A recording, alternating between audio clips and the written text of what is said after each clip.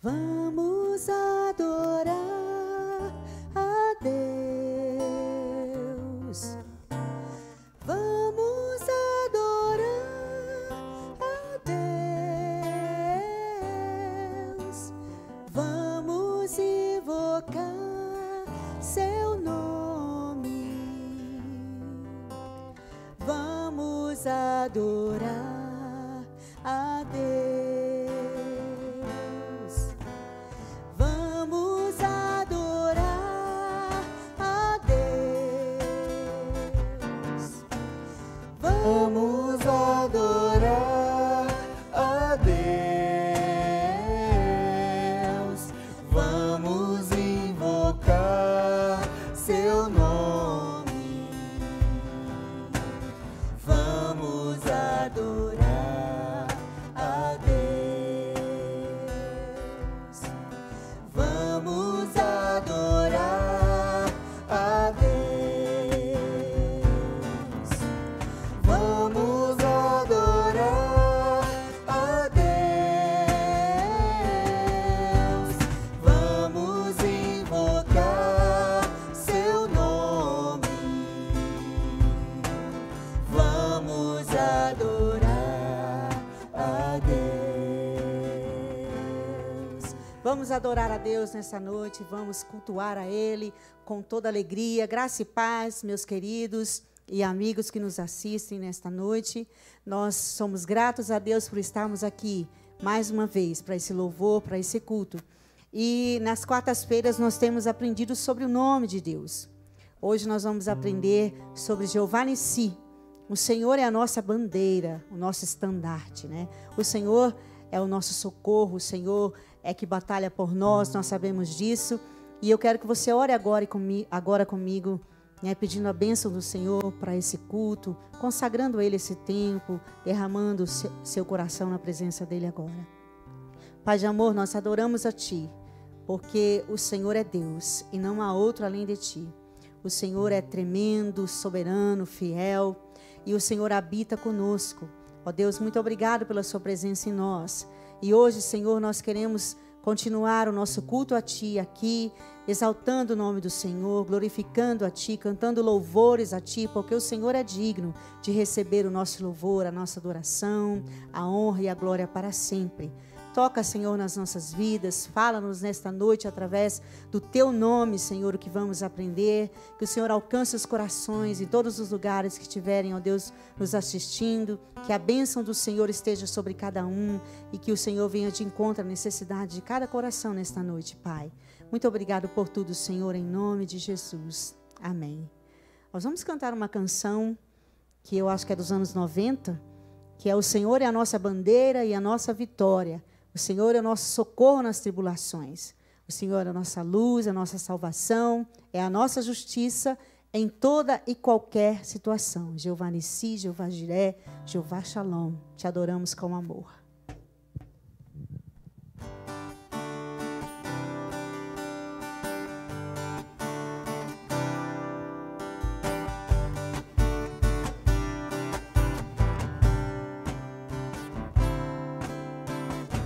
O Senhor é a nossa bandeira e a nossa vitória. O Senhor é o nosso socorro nas tribulações. O Senhor é a nossa luz e a nossa salvação. O Senhor é a nossa justiça em toda e qualquer situação.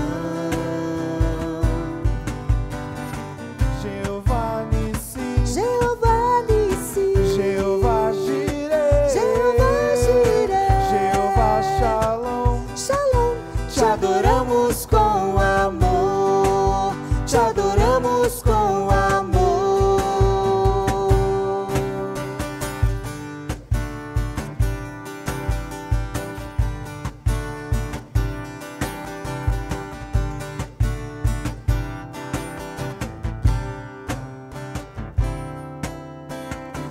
O Senhor é a nossa bandeira e a nossa vitória. O Senhor é o nosso socorro nas das tribulações. O Senhor é a nossa luz e a nossa salvação. O Senhor é a nossa justiça em toda e qualquer situação. Jeová Nissi, Jeová Nissi, Jeová Jireh, Jeová Jireh, Jeová Shalom, Shalom, te adoramos com amor. Jeová Nissi, Jeová Nissi, Jeová Jireh, Jeová Jireh, Jeová Shalom, Shalom, te adoramos com amor. Te adoramos com amor. Te adoramos com amor. Te adoramos com amor.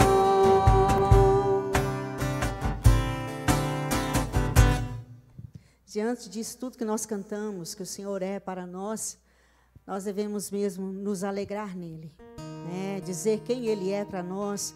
Essa música diz tantas coisas, e nessa próxima que vamos cantar também, diz que o Senhor é o nosso refúgio, é o nosso Deus, nosso abrigo, né? O nosso amigo. Então, se alegre nele, né? Não se abale diante das situações, não, né? Esteja com os olhos voltados para o Senhor, porque Ele é a nossa rocha. Ele é a rocha inabalável, né? Ele é o nosso seguro, Ele é o nosso porto seguro. Creia nisso.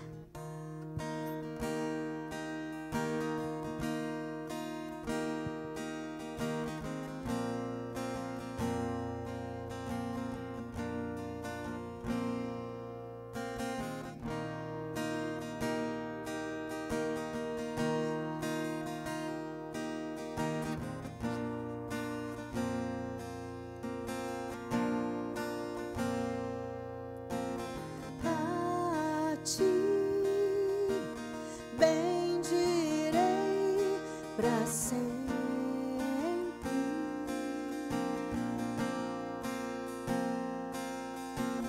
Em ti confiarei, Senhor.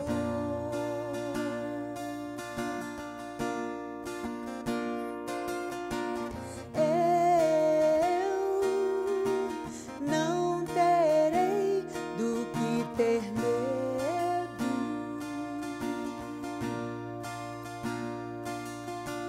Meus pés só na rocha firmarei.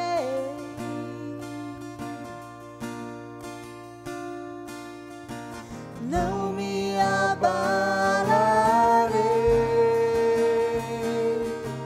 E do Senhor direi: Tu és meu Deus, protetor, meu refúgio, libertador, meu abrigo, torre forte, todo tempo meu socorro vem de ti.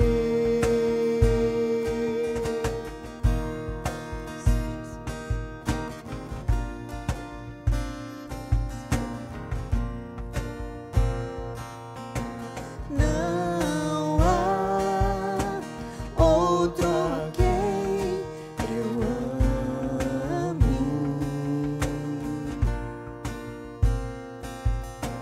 Tu és tudo que eu desejo.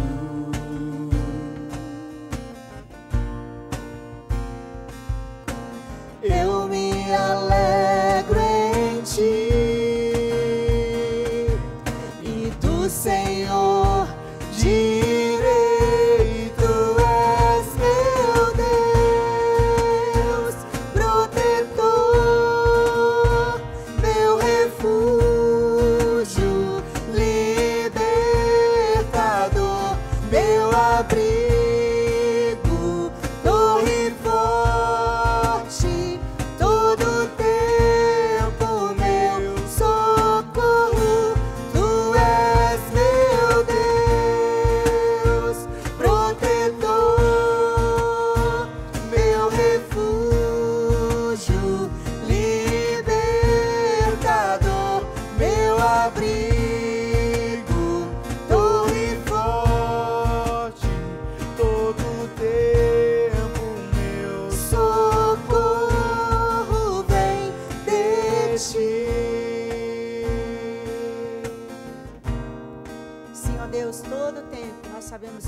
socorro vem do Senhor, que fez os céus e a terra, Senhor. Essa música já diz tudo aquilo que nós queremos expressar a Ti nesta noite. O Senhor é o nosso Deus. Não há outro. Não há ninguém a quem nós amamos mais do que a Ti. O Senhor é único. O Senhor é Rei. O Senhor é digno. Santo és. Aleluia. Louvado sejas para sempre. Amém. Aleluia.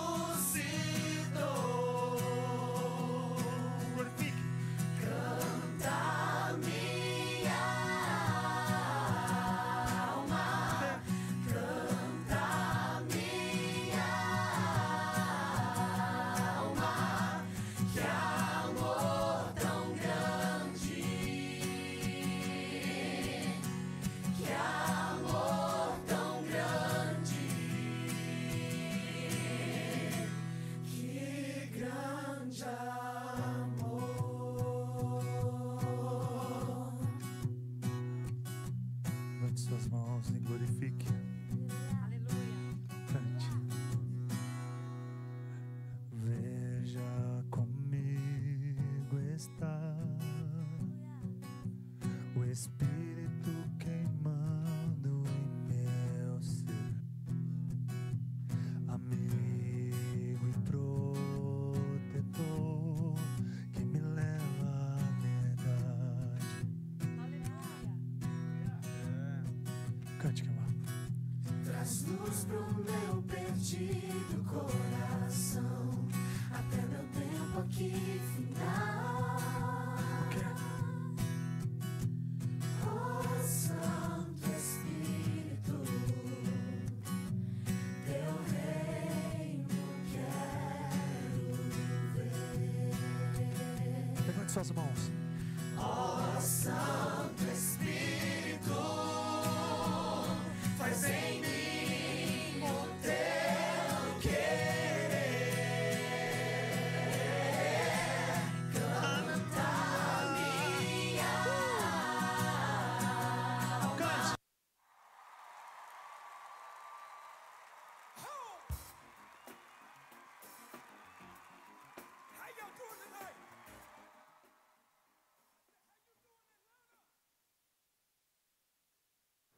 Graça e paz, queridos e amados irmãos, espalhados por todo o Brasil, além dos limites de Guararapes, que é ali na Marechal Rondon. Deus abençoe vocês, suas famílias. Hoje uma quarta-feira de muita ventania aqui no Sudeste, para quem está fora do Sudeste. Algumas regiões de São Paulo estão experimentando a possibilidade de chuvas e baixa temperatura, mas baixa mesmo, até para os padrões paulistas, né? Já tem até pinguins encomendando cachecol, que a coisa vai ser para valer. Nós estamos gratos a Deus pela possibilidade da gente estar aqui para cultuar, para adorar e também para ministrar a palavra. Nessas últimas semanas, nós temos trabalhado com os nomes de Deus no original hebraico que aparece na nossa Bíblia. E hoje nós vamos falar sobre Jeová Nissi, que em português, traduzindo para o português, é o Senhor, é a minha bandeira. É um nome forte, né, de um Deus forte, de um Deus poderoso que nós servimos. E nós vamos ver o que isso pode ser aplicado nas nossas vidas e o que isso vai significar para o seu crescimento espiritual, para a sua edificação.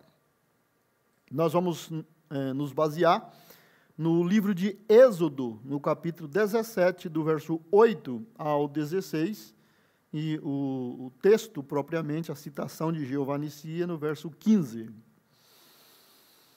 Quando os israelitas ainda estavam em Refidim, os guerreiros de Amaleque os atacaram. Moisés ordenou a Josué: escolha homens para saírem e lutarem contra o exército de Amaleque. Amanhã ficarei no alto da colina, segurando em minha mão a vara de Deus. Josué fez o que Moisés lhe ordenou e lutou contra o exército de Amaleque. Moisés, Arão e Hur subiram até o topo de uma colina que ficava perto dali. Enquanto Moisés mantinha os braços erguidos, os israelitas tinham a vantagem. Quando abaixava os braços, a vantagem era dos amalequitas. Os braços de Moisés, porém, logo se cansaram. Então Arão e Hur encontraram uma pedra para Moisés se sentar, e um de cada lado mantiveram as mãos dele erguidas. Assim, as mãos permaneceram firmes até o pôr do sol. Com o resultado, Josué aniquilou o exército de Amaleque na batalha. Então o Senhor disse a Moisés: escreva isto em um rolo, como lembrança permanente, e leia-o em voz alta para Josué. Apagarei toda e qualquer recordação de Amaleque de debaixo do céu. Moisés construiu um altar ali e o chamou de Javé Nissi, ou Yavé Nissi, né? Jeová Nissi. E disse: uma mão foi erguida perante o trono do Senhor. De geração em geração, o Senhor guerreará contra os amalequitas. Essa leitura está na nova versão transformadora que eu estou usando ultimamente. Na versão corrigida, o 17:15 fala: e Moisés edificou um altar, ao qual chamou: o Senhor é minha bandeira. Então, em português já vem traduzido. Algumas versões traz Jeová Nissi, e algumas traz Jeová Nissi e a tradução. Na corrigida, já traz direto em português: o Senhor é a minha bandeira. O fundo histórico dessa passagem revela que o povo de Deus estava peregrinando, né, em peregrinação, acabavam de sair do Egito, né, e estavam indo em direção à terra prometida, a Canaã. E aqui tinha 2 meses, por aí, no máximo, que eles haviam saído do Egito. E eles não tinham experiências de guerra, eles não tinham um exército organizado, eles eram escravos lá no Egito. E a maioria deles trabalhavam em serviços braçais, em serviços domésticos, lavoura. No final do período de cativeiro, o faraó os explorou, fabricando tijolos e outras coisas mais, né, de maneira que não eram uma nação organizada, não tinham um exército organizado, treinado, e veio sobre eles um bando de saqueadores, né, dessa nação chamada Amaleque, que eram habitantes ali de perto, da região ali por perto, uma região desértica, e eles eram especializados em saquear caravanas, saquear viajantes pelo deserto. E agora estava vindo ali, né, uma multidão de gente com muita riqueza, né, com muitos bens, e sem nenhum preparo para se defender. Era presa fácil. Eles caíram em cima. Né? E aí, então, Deus falou para Moisés o que fazer. Né?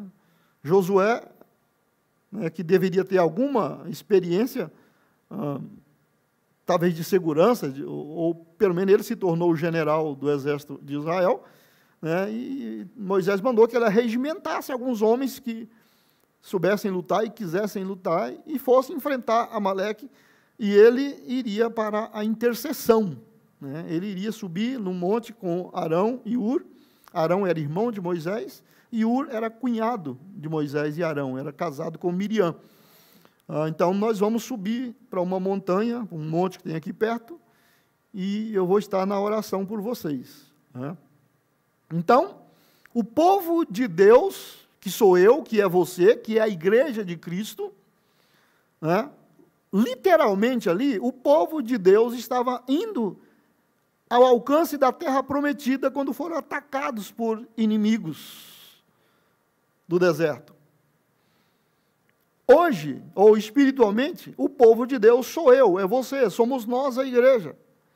E não estamos indo em direção a uma terra, a um território, mas estamos indo em direção a uma promessa de Deus, que é sermos vencedores, sermos abençoados, sermos produtivos e prevalecermos com o Evangelho, com a obra de Deus, com a obra missionária, e forçar a barra em cima do exército do diabo até a volta de Jesus. A nossa promessa é permanecermos vitoriosos, vencendo, prevalecendo até a volta de Jesus, ou até o dia que ele chamar qualquer um de nós. Então, o povo de Deus sou eu, é você, somos nós, como igreja, como família, como pessoa. E nós estamos andando em direção à bênção de Deus, à promessa de Deus. Estamos tendo uma proposta de uma vida do estilo de Deus. E ao andar na direção do que Deus quer, tem gente que não gosta. E não estou falando de gente física, não. Estou falando do bicho. E ele nos ataca. E ataca mesmo, não tem essa. Se eu for muito bom cristão, de bom testemunho, e tiver uma vida de oração e de consagração, não vou ser atacado. Não existe isso. O diabo só ataca os rebeldes. Não é verdade. Eu estou mais para dizer que os mais rebeldes, mais mundanos, é mais tranquilo que eu falei isso aqui, é mais tranquilo de capaz de empurrar. Mas o problema é os fervorosos. O problema é os que insistem em crer. É os que insistem em batalhar, é os que não desistem. Esse é que me dá trabalho. Então, é nesses que ele concentra. Então, eles estavam no deserto. Né? Deserto é um lugar inóspito, e espiritualmente falando, é um tempo de provação, é um momento difícil, é um momento especial que se está passando. Israel não saiu do Egito para morar no deserto. Ele saiu do Egito para atravessar o deserto e entrar na terra dele. Nós não fomos salvos para sair do mundo e morrer no caminho em relação às bênçãos de Deus. A intenção de Deus é que a gente chegue em Canaã. E Canaã, para nós, espiritualmente, é a vida cristã amadurecida. Chegar à maturidade cristã. Alguns até pregam que chegar em Canaã é chegar no céu. Lá no céu nós não vamos ter mais guerra, lá é fim de linha, lá é festa e glória. A vida cristã o tempo todo será de guerra e combate, igual Israel quando entrou em Canaã.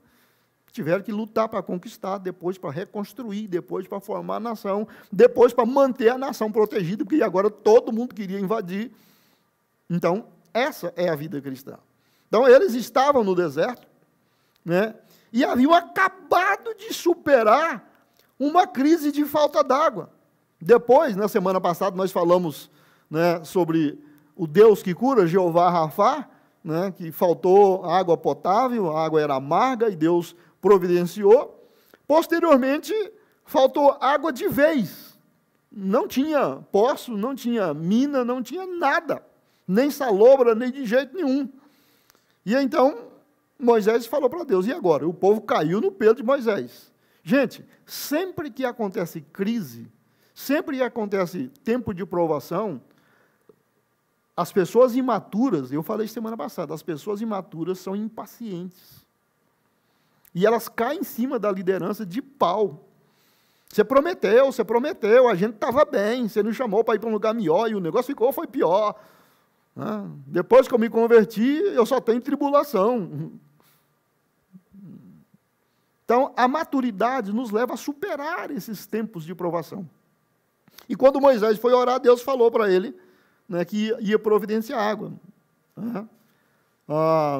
Aí mesmo no capítulo 17, se você ler no início do capítulo, eu li a partir do verso 8, mas no versos 5 e 6, né, o Senhor disse a Moisés, passe à frente do povo, o povo estava todo mundo brigando, murmurando, querendo jogar pedra, leve a sua vara, aquele bordão, um cajado, que ele havia usado para ferir as águas lá no Egito e abrir o Mar Vermelho, era um bastão, né, simbólico, e através dele Deus tinha feito vários milagres, e era uma vara de comando, digamos assim. Leve a sua vara, aquela que você usou para bater nas águas do Nilo. Chame alguns dos líderes de Israel para acompanhá-lo. Eu me colocarei diante de você sobre a rocha no Monte Sinai. Eles estavam acabando de chegar, né, no Monte Sinai. Bata na rocha e dela jorrará água, que o povo poderá beber. Assim, na presença dos líderes de Israel, Moisés fez conforme ordenado. Ele chegou lá e ele tocou na rocha, feriu na rocha, né, como se fosse ferir a rocha com o cajado, e jorrou água. Eu confesso que eu acho uma passagem muito interessante, porque durante anos, eu me converti aos 17 anos, e durante muitos anos, já pastor, eu sempre imaginava Moisés ferindo uma rocha e saindo um tufo d'água, né, esguichando água e o povo vindo. É uma providência maravilhosa. Mas depois, um dia eu lendo e meditando, eu falei, gente, isso não está certo, não tem como. Eram 3 milhões aproximadamente de pessoas. Tinha muitos animais, gado, ovelha, camelo. Todo mundo já estava com sede, a ponto de estar brigando por água. Um cano de 100 milímetros, 4 polegadas, esse que a gente usa para esgoto, jorrando água com muita força, para uma população de uma cidade, vamos dizer, 2 Campinas, quanto tempo vai gastar para a última pessoa tomar água? E olha, era num deserto, não era num lugar asfaltado, que a água ia sair correndo limpinha, que as pessoas iam poder pegar com o caneco. E deu água para todo mundo bebeu. Isso foi questão de imediato, para todo mundo. Então, não foi um jatinho d'água. Ainda bem que não filmaram, senão a gente ia dizer que aquilo foi tsunami. O suficiente para abastecer toda aquela população. Um grande milagre. Um grande milagre de Deus para eles descedentar. Então, acabou de acontecer isso, né? E logo em seguida, resolvido o problema d'água, o povo de Deus é atacado por Amaleque, uma tribo beduína, aqueles moradores de região de deserto, né, e saqueadores naquela região. Muito bem. Então, se é um ataque ao povo de Deus, isso tem coisas espirituais, né? Nós vamos aprender hoje algumas dessas questões e a gente entender sobre essa ação da intervenção divina para nos guardar e nos abençoar. O aplicativo, aquilo que nós falamos que o que acontece quando eu conheço Deus como tal e coloco isso na minha vida, quais são os resultados, quais as bênçãos, que tipo de vida, que tipo de situação me acontece. Então, quem conhece Deus como Jeová Nissi, quem tem Deus como a sua bandeira, o que é que aparece na vida dele como resultado da sua fé, da sua confiança em Deus como Jeová Nissi? Basicamente, poucas coisas, mas muito significativas. Primeira delas é liderança divina. A pessoa ela aprende e ela é liderada por Deus. Ela aprende a lidar com Deus liderando a vida dela. Uma outra coisa é a pessoa aprender a ser conduzida por Deus, ter Deus como seu condutor, aquele que vai à frente, aquele que toma a iniciativa. Outra coisa é que Deus se torna a vitória dessa pessoa. Deus é a vitória dessa pessoa. Deus é a minha vitória. Eu enfrento lutas, eu luto, eu batalho e eu venço. Não é porque eu venço, porque Deus vence por mim. Deus vence para mim. Deus é a minha vitória. E uma outra coisa é que Deus se torna a nossa força. Deus se torna a força dessa pessoa. A capacidade dessa pessoa, a energia dessa pessoa para lutar, vencer e prevalecer é Deus. Então, confiando em Deus como Jeová Nissi, né, liderança divina, Deus como condutor, Deus que dá a vitória e Deus que é a nossa força. Amaleque, aquele povo que atacou Israel, é um tipo, é um símbolo na Bíblia, na vida espiritual, de agentes malignos, demônios, se você quiser entender mais fácil.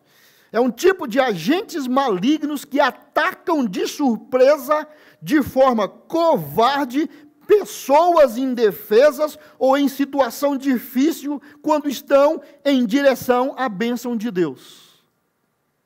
São demônios que aproveitam a fraqueza da pessoa, mesmo ela tendo pouca força, ela estando num momento difícil, ela está confiando em Deus para alcançar a vitória, para alcançar uma promessa, e quando está as coisas quase acontecendo, pronto para acontecer, olha as hostes do inferno batendo em cima da pessoa e batendo feio para derrubar, para arrasar, para destruir. Amaleque é um símbolo, é um tipo de agentes malignos que atacam de surpresa. São saqueadores, eles vêm para roubar, vêm para matar, vêm para destruir, vêm para tirar proveito. E no momento que você está indefeso, que você não está pronto ainda, que você não está preparado. Israel aqui não estava pronto para uma guerra. Se você já leu a história do Êxodo, eu vou ilustrar aqui rapidamente, né, só em palavras para você entender. Se você olhar um mapa da Palestina e do norte do Egito, onde Israel estava, há um caminho da onde ele estava para chegar em Canaã, que andando a pé igual ele estava, dava para eles fazer com, no máximo, eles fariam com 2 meses de caminhada. E o terreno era plano, mais fácil de chegar, mas tinha inimigos, tinha adversários. As nações que moravam ali eram muito briguentas, muito guerreiras, e como nós dizemos aqui no nosso português comum, eles viviam armados até os dentes. E Deus disse para Moisés: eu não vou levar Israel por esse caminho, porque ele não está pronto para a guerra. Então Deus conduziu eles pelo caminho mais longo para dar tempo de prepará-los, de organizá-los para enfrentar um adversário. Mas antes de qualquer coisa, Amaleque já caiu em cima. Quem tem intenção má, digamos, por exemplo, um exército que quer invadir um território ou quer brigar com outro exército, ele vai preferir fazer numa hora que o outro está despreparado. É tática de guerra. Então não é de se admirar. Né? Então, é um tipo de espíritos malignos. O maligno, nós conhecemos a história toda pela Bíblia inteira, né? Que o maligno rouba muita coisa. Jesus diz que ele é ladrão. A Bíblia ensina que ele é ladrão, que ele vem para roubar, para matar e para destruir. Lá em Mateus 13, 19, Jesus ensinou que o inimigo, e ele não deixou fora que é o diabo propriamente dito, ele rouba a semente que é a palavra de Deus quando é semeada no coração humano. Né? Não só evangelismo, mas quando você lê a Bíblia, quando você medita na palavra de Deus, quando você tenta alimentar, assim que ela cai no seu coração, antes dela germinar ou criar raiz, se você não se cuidar e não proteger a sua semeadura, o diabo vem e rouba. Está escrito lá em Mateus 13, 19. As sementes que caíram à beira do caminho representam os que ouvem. Olha aí, não é só não crente, não. Não é só não cristão, não é só pessoas que estão sendo evangelizadas. Representam os que ouvem a mensagem sobre o reino e não a entendem. Então o maligno vem e arranca a semente que foi lançada no seu coração. Eu mesmo leio muita coisa na Bíblia e não entendo da primeira vez. Não entendo das segundas vezes. Às vezes leva anos para mim entender um texto. Então, quase todos nós, vou arredondar, todos nós somos assim. Então, quando você semeia uma boa semente no seu coração, antes dela pegar, já tem alguém querendo que ela não pegue, que ela não nasça. Então, é normal você ler a Bíblia, você meditar na palavra de Deus, você ouvir uma boa mensagem como essa de hoje, e antes dela enraizar em você, ela ser roubada, se você não prestar atenção. Mateus 13, 19 aponta isso. Também, 1 de Pedro 5, 8, 9, fala que ele anda em derredor, né, dos cristãos, das pessoas, caçando uma oportunidade, esperando uma oportunidade para devorar, para destruir. Estejam atentos, tomem cuidado com o seu grande inimigo, o diabo, que anda como um leão rugindo à sua volta, à procura de alguém para devorar. Permaneçam firmes contra ele e sejam fortes na fé. Lembre-se de que seus irmãos em Cristo, em todo o mundo, estão passando pelos mesmos sofrimentos. Então, além de ele querer roubar a palavra de Deus que é semeada no seu coração, ele ainda está rodando ao seu redor. Se você der bobeira, se você abrir uma porta, abrir uma brecha, ele destrói. Ele está procurando pessoas que facilitem a vida dele. Muito bem. O povo de Deus tem que agir unido, como um corpo, como um exército, né, bem disciplinado para resistir e vencer os inimigos, e no nosso caso aqui, os amalequitas. Cada um tem que saber e assumir a sua posição contra o ataque inimigo. Um exército não pode sair correndo à torta à direita, de qualquer jeito, cada um para onde bem entender. Tem que haver uma disciplina, tem que haver um comando, né? Há uma estratégia traçada antes, passada para todo mundo, e já dito também, se acontecer o contrário, se eles fizerem de maneira diferente, nós vamos fazer assim, assim, assim. As nossas guerras hoje não se encaixam nisso aqui, porque as nossas guerras hoje é feito de aviões, é feito com mísseis, né? Hoje só se aperta um botão cá na capital e o míssil viaja 3 horas, 4 horas, 5 horas. Tem um navio lá no meio do mar, né, a 2.000 quilômetros de distância, e naquela época não, era no braço, era na perna, era com a espada, né, era com uma lança, era com uma flecha. Então, você a 100 metros do adversário, você praticamente estava protegido. Hoje, nós que moramos em Guararapes, a 600 quilômetros do mar, do litoral de São Paulo, nós não estamos protegidos de um ataque. A capital, a menos de 100 quilômetros do mar, não está protegida. Brasília, né, a 1.000 e poucos quilômetros do mar, não está protegida. Hoje, não. Mas naquela época, era corpo a corpo. Então, vamos entender isso aqui como batalha de corpo a corpo. E o nosso adversário hoje, ele não mudou a tecnologia dele, ele ataca um por um ainda. Ele não quer destruir os cristãos em massa. Então, cada um tem que saber e assumir a sua posição, né, contra o inimigo. Josué foi para o campo de batalha, né, com os soldados para o corpo a corpo. Um líder, Moisés era o líder máximo da nação ali, e Moisés nomeou Josué. Você agora é o general, você agora vai liderar o exército. Então Josué estava sob as ordens de Moisés, que Deus mandou Moisés delegar. É importante a gente reconhecer as autoridades que Deus colocou sobre a nossa vida. Então, Deus colocou pastores, líderes de célula, presbíteros, auxiliares, né, líderes de departamento, para nos ajudar na comunhão, no serviço, nos dons, em oração, né, e reconhecer as autoridades que estão lidando conosco. Isso é bíblico. Isso é também para a nossa proteção e para o nosso cuidado. Moisés foi para o monte, para a oração e a intercessão espiritual, a batalha espiritual.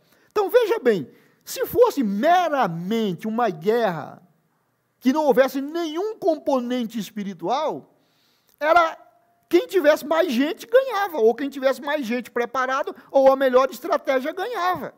Mas não foi. Moisés de cara mandou Josué para o combate e falou, eu vou para a oração. Já viu gente brigando de espada lá embaixo e a gente orando cá em cima e a gente influenciar o que está pegando lá? Se não houver nada espiritual, não vai adiantar. Lembra quando Moisés queria orar lá no Mar Vermelho? Deus falou, pode parar com isso, não é hora de orar não, é hora de marchar. Tem hora de orar e tem hora de marchar, tem hora de lutar, tem hora de ler a Bíblia, tem hora de prevalecer. Então Moisés foi para a intercessão, né, lá em cima. Arão e Hur acompanharam Moisés para o auxiliar, assistir e sustentar. Gente, aqui está o modelo de Deus de ajudar a igreja a prevalecer, de ajudar a família a prevalecer, de ajudar os irmãos a apoiar uns aos outros e prevalecer. Enquanto alguém está agindo numa frente de batalha, outros estão na oração, outros estão na assistência, outros estão ali para ouvir a direção de Deus. Né?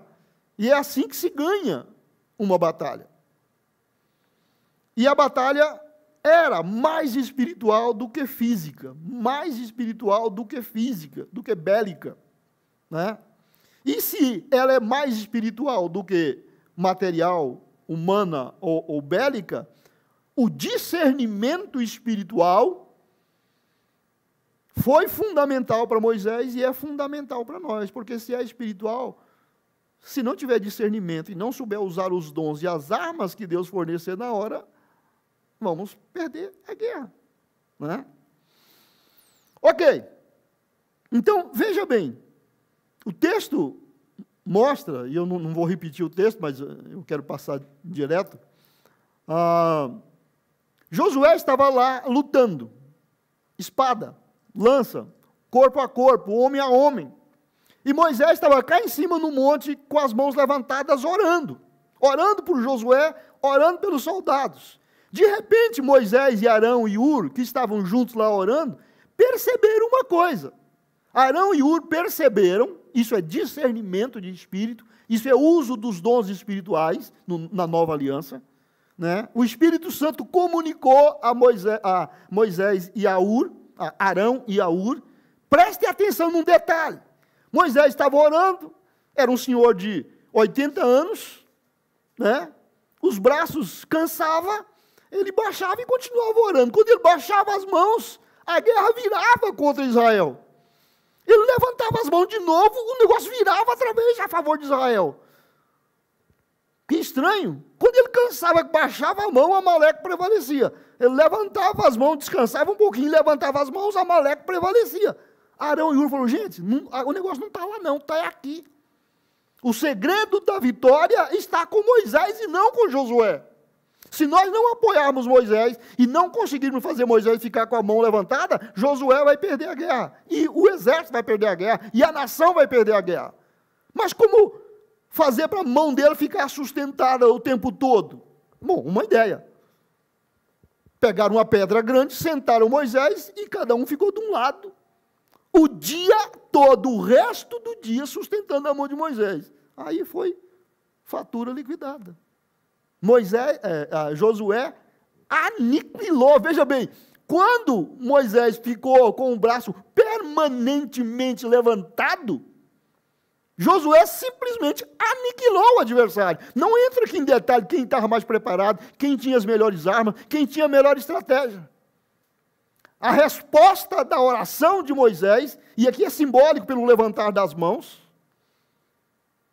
Josué simplesmente o aniquilou o exército. Aí eu faço uma pergunta, né? Quem realmente venceu aquela guerra? Foi Moisés? Foi Arão e Hur? Foi Josué e os soldados? Ou o reino de Deus? A resposta é todos. porque todos cooperaram, cada um fazendo a sua parte no seu lugar, no seu tempo. Josué não tinha tempo para orar. Arão e Hur, a oração deles não era importante, era o apoio a Moisés que era importante. Quem tinha, digamos assim, o segredo do negócio era Moisés, mas ele só podia exercitar isso se alguém o apoiasse.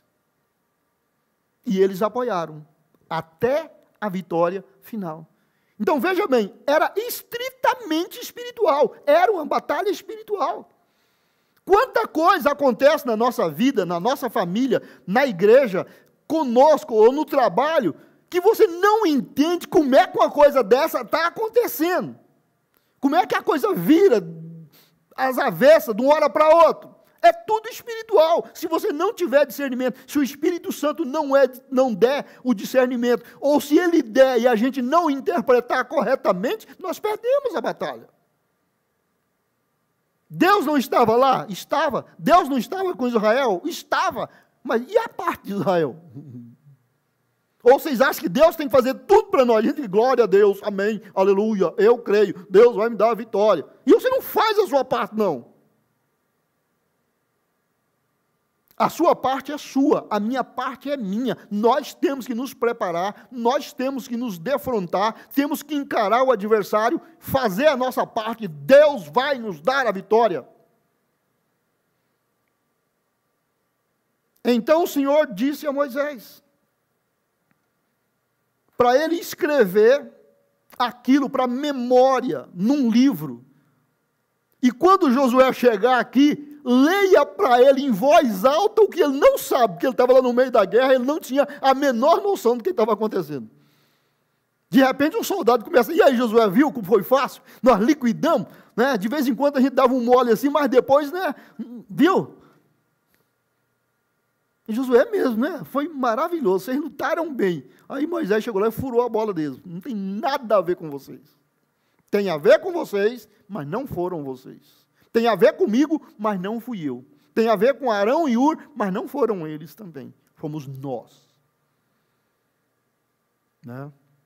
Então Deus ordenou a Moisés que escrevesse isso para memória, ou seja, isso não pode ser esquecido, não pode ser largado, né? E contasse para Josué que Deus iria riscar a memória de Amaleque de debaixo do céu. Essa nação existe, ela vai existir, mas eu vou acabar com ela, ela vai sumir do mapa. Como, né, 17:14 fala aí, ó, então o Senhor disse a Moisés, escreva isso em um rolo, como lembrança permanente, e leia-o em voz alta para Josué, apagarei toda e qualquer recordação de Amaleque de debaixo do céu.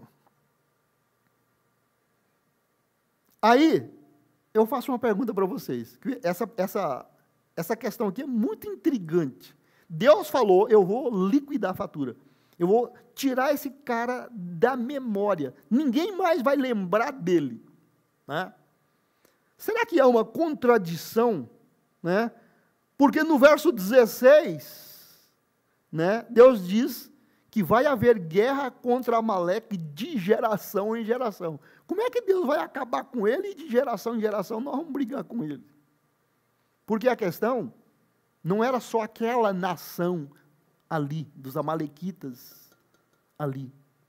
Como é uma batalha espiritual, de geração em geração, Amaleque está aí para perturbar. E de geração em geração, o povo de Deus está aqui para vencer de novo. Porque Deus falou, eu vou aniquilar o barato deles. Mas de geração em geração, teremos que conquistar essa vitória de novo. Desde aquela época, Amaleque continua sendo o adversário espiritual do povo de Deus. Né?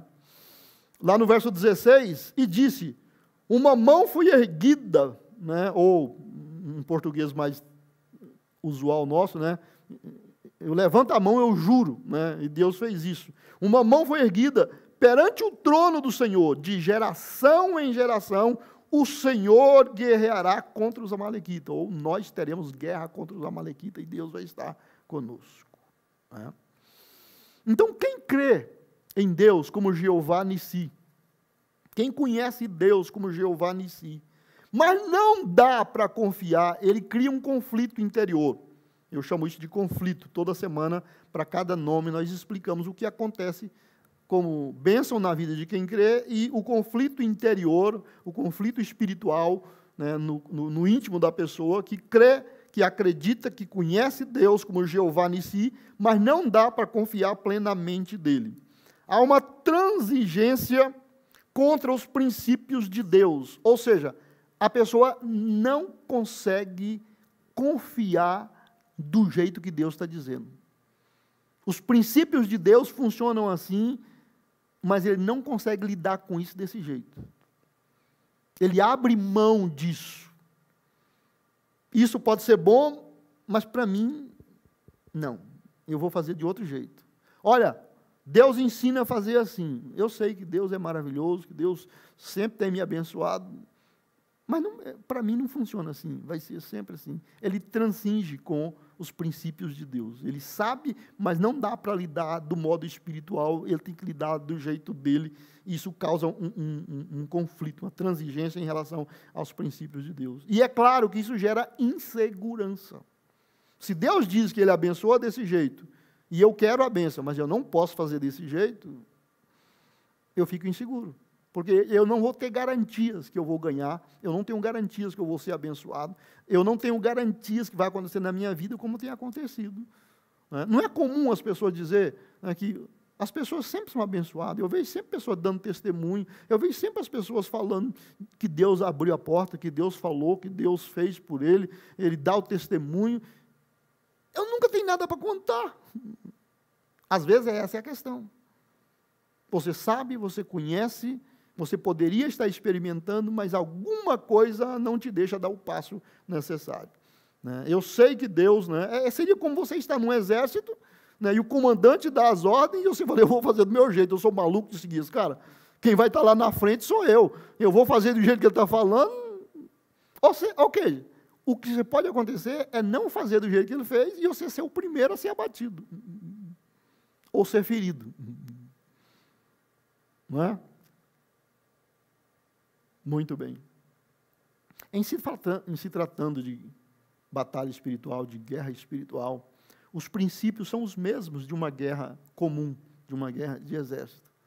Eu vi alguém ensinando uma estratégia de guerra num filme, e depois eu vi que isso é aplicado na vida como um todo. A proposta foi a seguinte: um pelotão que sobrou de uma batalha, e eles eram uns 10 soldados.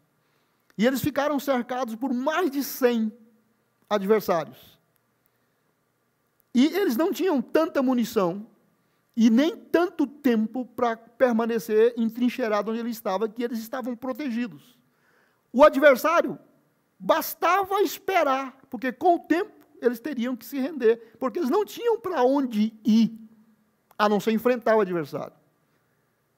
E alguém reunido ali, reunir o grupinho e falou, o que nós vamos fazer? E alguém falou o seguinte, vamos levantar todo mundo junto e mandar bala, dê o que der, a gente destrói o máximo que nós pudermos.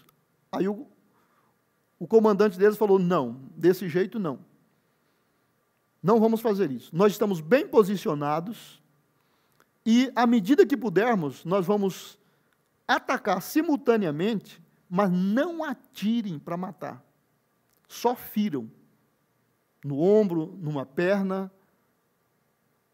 Se possível, uma bala para cada um que você preferir. Alguém falou, gente, mas isso é maluquice. Ele falou, não, não é maluquice. Se ele estiver lá 100 soldados, para cada um que nós ferir, eles vão precisar de 2 para carregar ele. Então, com uma pessoa ferida, nós desativamos 3 do combate. Aí a gente prevalece. Ou seja, é estratégia. Então, o que o inimigo faz com a gente? O que ele faz com a igreja? Ele não ataca todo mundo, ele não destrói a igreja, ele não invade a igreja e bota para acabar. Ele fere um, fere outro, mexe com um, mexe com o outro. E ele vai desativando as reuniões de oração, ele vai desativando as vigílias, ele vai desativando os estudos bíblicos, ele vai tirando a comunhão, e daqui a pouco o circo está pegando fogo. Gente, mas nós éramos tão fervorosos, o que está acontecendo? Aí eu estou magoado, eu estou ferido, eu fiquei de mal, lá em casa a coisa pegou. E você vai ver, está todo mundo com um pequeno ferimento que não era suficiente para bater ninguém. Então, com o menor número, é possível vencer um adversário maior. Né? E espiritualmente, tanto nós podemos fazer isso em oração, quanto o inimigo sabe que isso pode ser feito, e ele faz. Né? Muito bem, então, o cristão que não pode ter Deus como sua bandeira, sofre com insegurança, pois tem conflito com a liderança de Deus. As estratégias que Deus dá não funcionam para mim. Eu não posso confiar numa maluquice dessa que Deus está orientando. Eu vou mostrar para vocês alguns exemplos na Bíblia. O rei Davi, nós sabemos que é o maior guerreiro, o maior vencedor na história de Israel, até hoje. Foi o segundo rei de Israel, e de lá para cá, ninguém foi tão poderoso, conquistador, guerreiro como ele.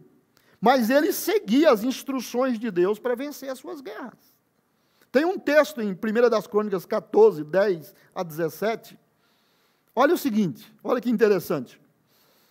Assim que Davi assumiu o trono, recém-empossado, então Davi perguntou a Deus, os filisteus atacaram ele, invadiram Israel para destronar ele, porque ele foi amigo de um rei filisteu, morou lá alguns anos. Quando souberam que Davi saiu de nós e foi para lá, sentou no trono, agora ele vai cair no nosso pelo. E ele, inclusive, nos conhece. Então, partiram para liquidar a fatura logo. Então, Davi perguntou a Deus, devo sair e lutar contra os filisteus? Tu os entregarás nas minhas mãos? Antes de sair para a guerra, ele perguntou. Ele foi orar. O Senhor respondeu a Davi, sim, vá, pois eu certamente os entregarei nas suas mãos. Então Davi e os seus soldados foram a Baal-Perazim e ali derrotaram os filisteus. Davi exclamou, por meu intermédio, Deus irrompeu no meio dos meus inimigos como uma violenta inundação. Por isso, chamou aquele lugar de Baal-Perazim. Ele venceu tão fácil que ele falou, isso parece cortar água. A versão mais comum da atualizada corrigida dá essa ideia. Seria como você cortar água com a faca. Ele falou, Deus venceu meus inimigos como quem rompe águas. Por isso que o nome passou a se chamar Baal-Perazim. Deus rompeu. Os filisteus haviam deixado seus ídolos ali. E Davi ordenou que fossem queimados. Olha aí, os inimigos vieram para a guerra cheios de ídolos. Por quê? Espiritual. Não bastava vir só com armas? Pouco tempo depois, os filisteus voltaram a invadir o vale. Mais uma vez, Davi consultou a Deus. Não os ataque pela frente, respondeu Deus. Em vez disso, dê a volta por trás deles e ataque-os perto dos álamos, ou amoreiras, dependendo da versão que você tiver. Quando ouvir, olha aí, gente, quando ouvir um som como de pés marchando por cima dos álamos, já viu gente andar por cima das árvores? E fazer barulho? Quando ouvir o som de pés marchando por cima dos álamos, saia e ataque. É o sinal de que Deus vai à sua frente para derrotar o exército filisteu. Davi fez como Deus ordenou e derrotou os filisteus por todo o caminho, desde Gibeon até Gezer. Assim, a fama de Davi se espalhou por toda parte, e o Senhor fez que todas as nações o temessem. Então, viu, não foi Davi sozinho que venceu o exército dos filisteus. O exército de Deus veio, e Deus falou, quando ele chegar, você vai escutar a marcha na copa das amoreiras. Batalha espiritual, armas espirituais, discernimento espiritual. O rei Josafá, anos mais tarde, depois de Davi, ele enfrentaria uma guerra que ele não tinha a menor condição de vencer pela quantidade de exército, de soldados que ele tinha contra o inimigo que estava vindo. Mas ele usou a fé. Segundo das Crônicas 20, vou ler aqui do 15 até o 17 e versos 20 e 21. Ele disse, escutem-me, Josafá orou, e um profeta se levantou na reunião de oração e trouxe uma mensagem profética. Escutem-me, todos vocês, povo de Judá e de Jerusalém. Escute, rei Josafá, assim diz o Senhor, não tenham medo, não fiquem desanimados por causa desse exército imenso, pois a batalha não é sua, mas de Deus. Amanhã marchem contra eles, né? Marchem contra eles. Vocês os encontrarão vindo pela subida de Ziz, no fim do vale que abre para o deserto de Jeruel. Quando os encontrarem, porém, não terão de lutar. Tomem suas posições. Depois, fiquem parados e vejam o livramento do Senhor.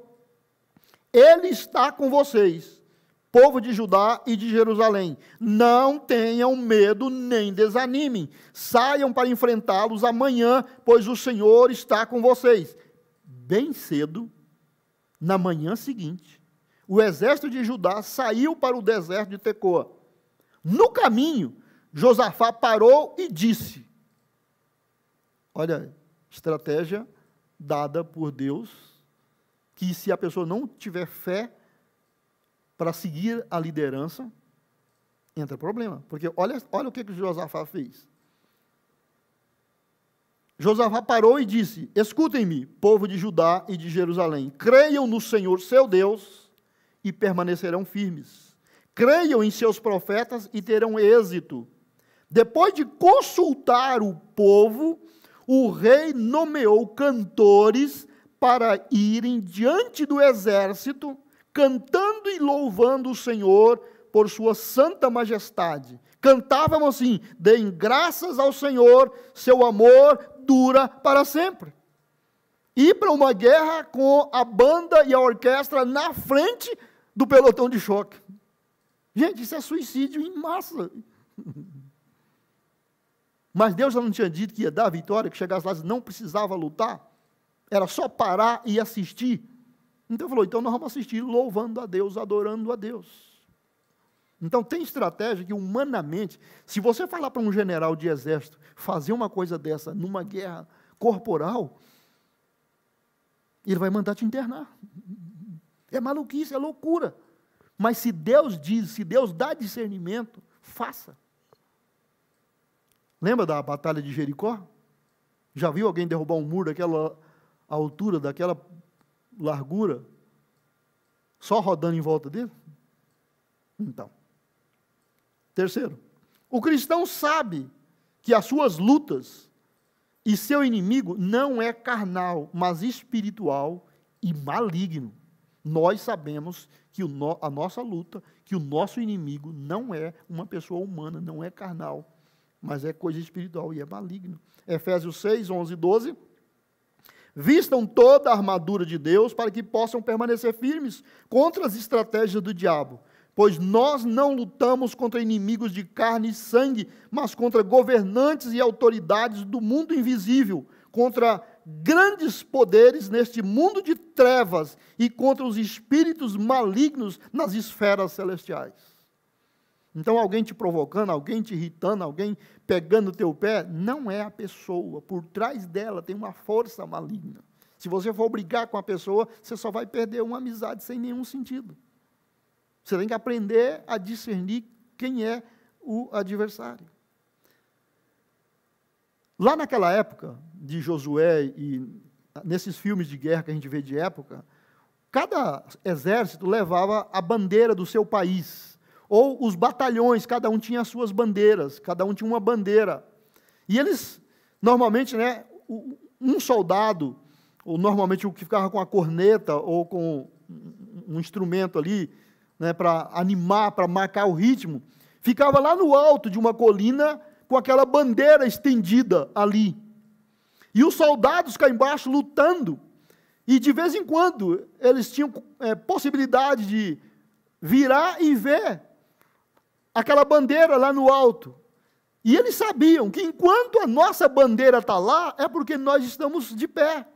Porque a primeira preocupação, a primeira estratégia do inimigo é derrubar aquela bandeira, porque se aquela bandeira cai, o soldado cai embaixo, sabe, nós já perdemos a guerra. A bandeira é protegida, ela é guardada, e enquanto ela está de pé, é porque nós estamos vencendo. Quem é a nossa bandeira? Jeová Nissi. Então, enquanto eu tiver fé para ver Deus como minha bandeira, eu não o entrego, porque eu ainda não perdi a guerra. Se eu tirar os olhos, se eu não ver Deus como a minha bandeira, eu já estou derrotado. Gente, isso é profundo, isso é tremendo. Enquanto a bandeira estiver hasteada, sabemos que não fomos derrotados. Já viu alguém derrotar Deus? Então, se você conseguir ver na sua luta, na sua batalha, Deus como a sua bandeira, você pode chegar lá arrastado, ferido, decepado de alguns membros, todo esburacado, mas você fala, nossa bandeira está de pé, então não fomos conquistados, não perdemos. Deus é nossa bandeira e ela jamais será capturada.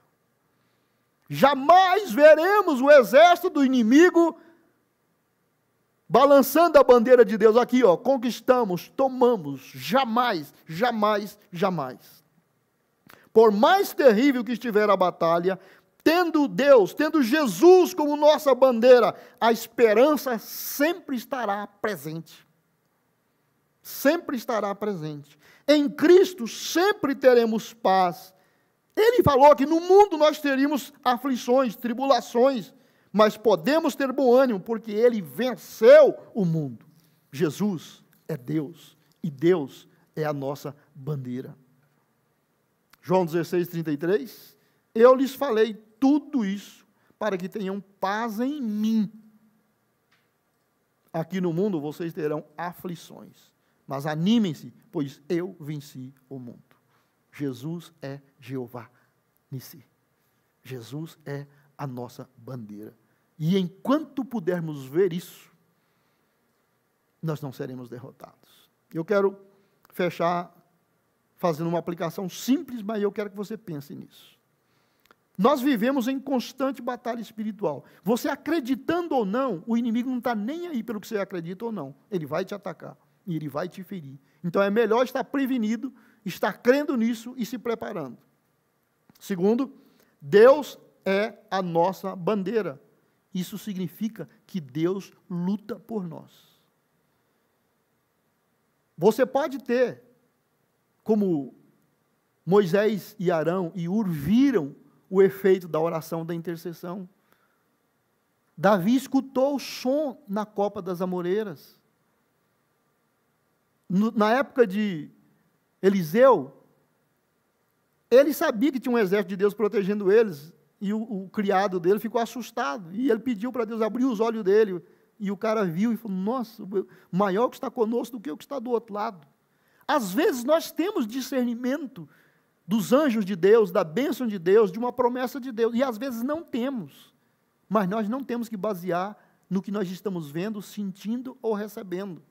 Nós temos que crer no Deus que prometeu ser a nossa bandeira e estar conosco todos os dias. Jesus prometeu, eu estarei convosco todos os dias até a consumação do século. Com revelação, sem revelação, com profecia, sem profecia, com sinal ou sem sinal, a minha fé permanece inabalável e tem que permanecer. Se Deus nos der uma revelação, um discernimento, amém, maravilha. Mas se Ele não der, nós vamos vencer em nome de Jesus.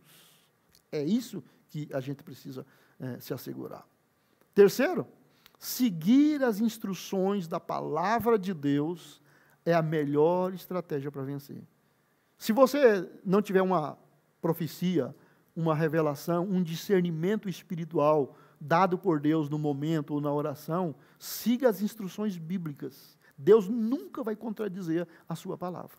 E se você agir baseado no que as Escrituras ensinam, você nunca irá perder.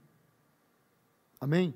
Nunca vamos perder se agirmos conforme a palavra de Deus. Seja ela uma revelação especial, atual, seja uma que está na palavra. E as atuais nunca vão contradizer a palavra. E para fechar, 4, nós precisamos de parceiros e companheiros de oração nas lutas e nas provas o tempo todo. Às vezes estamos orando sozinho e quanto mais a gente ora, pior fica. Então você chama alguém, você compartilha, já são dobrado. Se você tem 3, né, a Bíblia Eclesiastes fala que o cordão de 3 dobras não quebra fácil de jeito nenhum.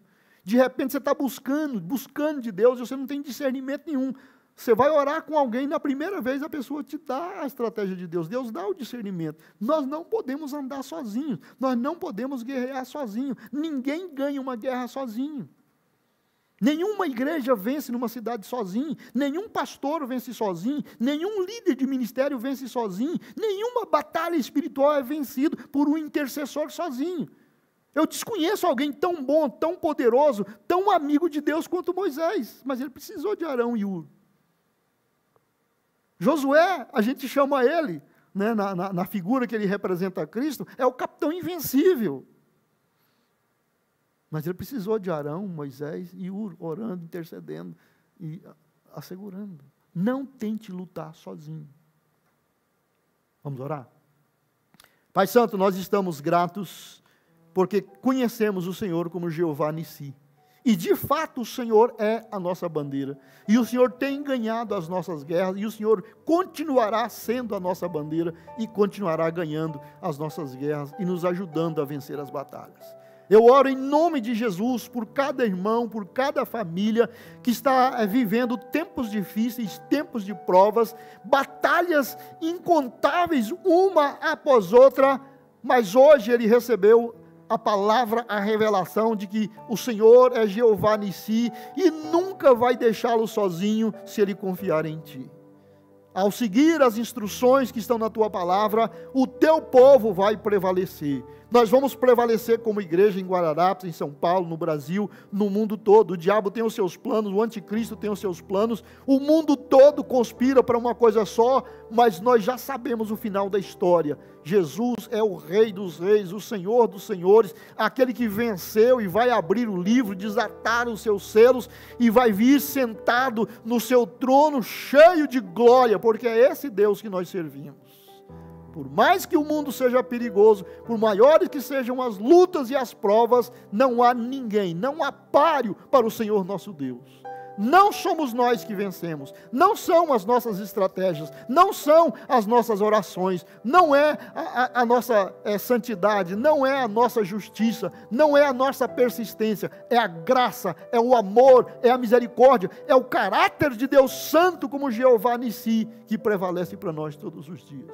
Te damos graças, Pai. E essa batalha também vale para a saúde, para a cura, para a libertação, para que as portas se abram. Onde há um adversário bloqueando, interferindo, ali Jeová se manifesta como Jeová Nissi, poderoso para abrir as portas, para vencer as batalhas e abençoar o teu povo. É nessa tese, é nessa oração, é nessa unção, é crendo nessa palavra, Senhor, que nós vamos ungir os teus filhos, nós vamos nos ungir com óleo, representando a ação do Espírito do Senhor, que deu aqueles discernimentos, que ungiu a inspiração daquela palavra que está reservada para nós até hoje, e vai continuar nos garantindo. Nós oramos, nós abençoamos, e nós ministramos no poder do Senhor, em nome de Jesus. Amém? Ungir.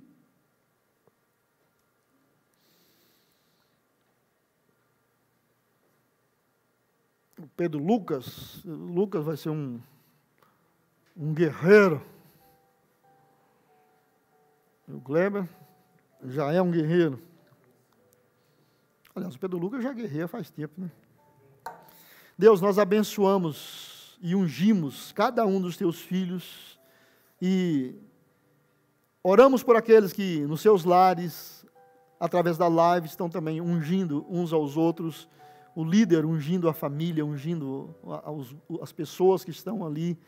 E em nome de Jesus, nós ministramos a unção de cura, de saúde, de vitória, que as portas se abram para o trabalho, para novos empreendimentos, que tudo quanto o Senhor tem determinado aconteça por causa da graça, da misericórdia e da ação do nosso Deus como Jeová Nissi. Te agradecemos em nome de Jesus. Amém. Uma boa semana, Deus abençoe.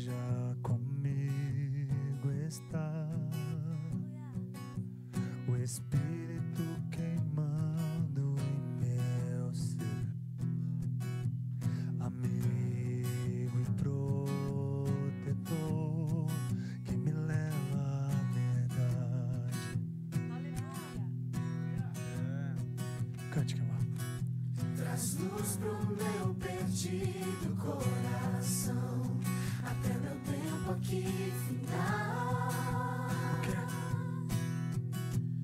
Oh, Santo Espírito,